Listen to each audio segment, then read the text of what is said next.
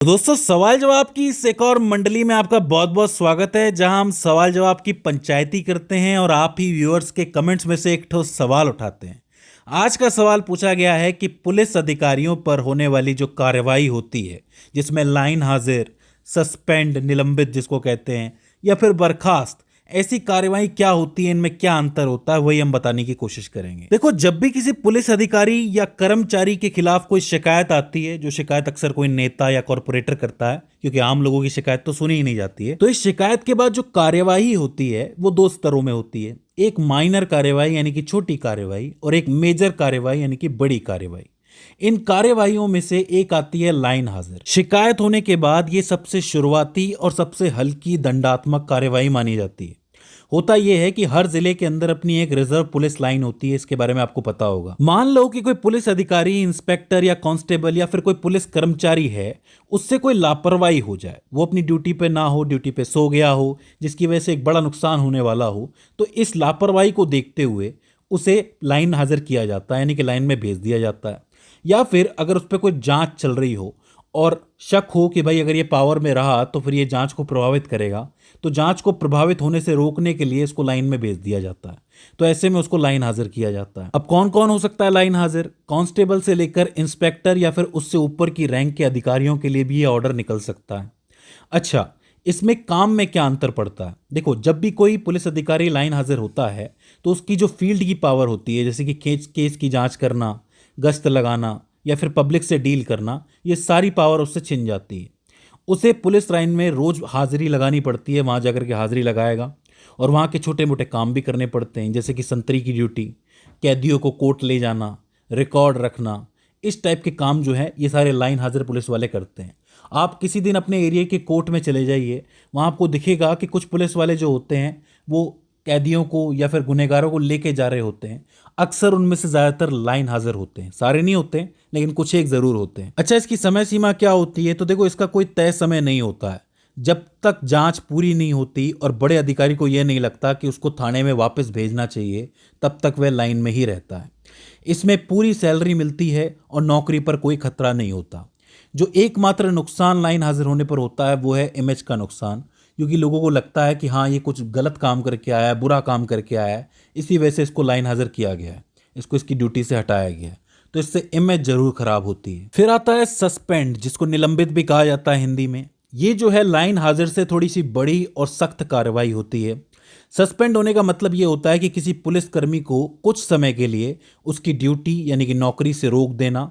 नौकरी से निकालना नहीं होता है इसका मतलब, सिर्फ नौकरी से यानी कि काम से दूर रखना होता है। इसमें क्या क्या होता है?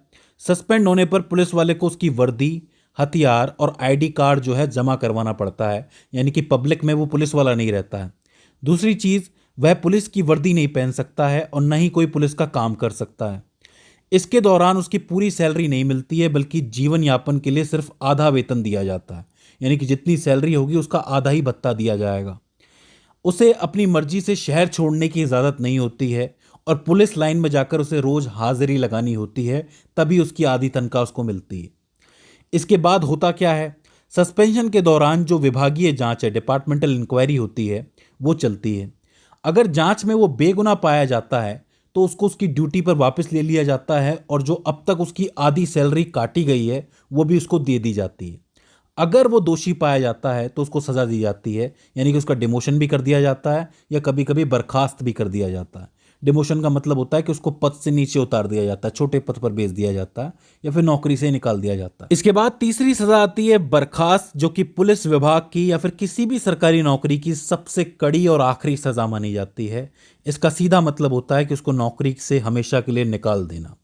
ये जो कदम होता है बहुत ही गंभीर मामलों में उठाया जाता है, यूं ही किसी को बर्खास्त नहीं किया जाता।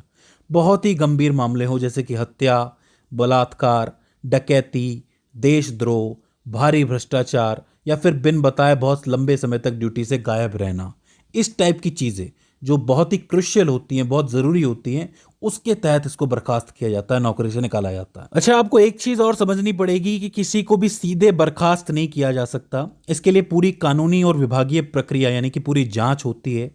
आरोपी को अपना पक्ष रखने का मौका दिया जाता है। जब जांच में या कोर्ट में कोई गंभीर अपराध साबित हो जाता है तब अधिकारी को बर्खास्त किया जाता है। आपने एक मूवी देखी होगी गंगा जल, उसके अंदर आपने देखा होगा कि कुछ पुलिस अधिकारी जो होते हैं वो जेल में जाकर के एक बड़ा कांड कर देते हैं, किसी की आंख वाँख फोड़ देते हैं, मारते हैं, पीटते हैं। अब इस कांड के चलते उनके ऊपर एक पूरी जांच बैठाई जाती है, जिसमें जो मुख्य अधिकारी होते हैं, जो अजय देवगन होते हैं, वो अपना जुर्म जो है कबूल कर लेते हैं कि भाई हमने बंद किया था और पीछे से ये काम हुआ है। तो ऐसे में उनका ट्रांसफ़र कर दिया जाता है, बर्खास्त भी नहीं होते हैं, वो ट्रांसफ़र कर दिया जाता है। तो इस बात को समझना कि बर्खास्त करने के लिए बहुत ठोस रीज़न चाहिए होते हैं। अच्छा, जो व्यक्ति बर्खास्त हो जाता है उसकी नौकरी तुरंत खत्म हो जाती है।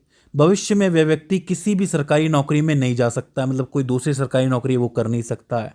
उसे पेंशन, पीएफ या रिटायरमेंट के बाद मिलने वाले अन्य वित्तीय फायदे भी नहीं मिलते हैं। सब कुछ एक बार में कैंसिल हो जाता है। तो बर्खास्त ऐसे में सबसे कड़ी सजा मानी जाती है। तो मुझे उम्मीद है जिसका भी ये सवाल होगा उस तक ये जवाब कबूतर के माध्यम से पहुंच गया होगा, और इसके बाद भी अगर उसको कोई क्वेरी आती है, कोई दिक्कत आती है, तो वो हमें कमेंट सेक्शन में बता सकता है। तो दोस्तों, आज की इस वीडियो के अंदर बस इतना ही। See you in the next one.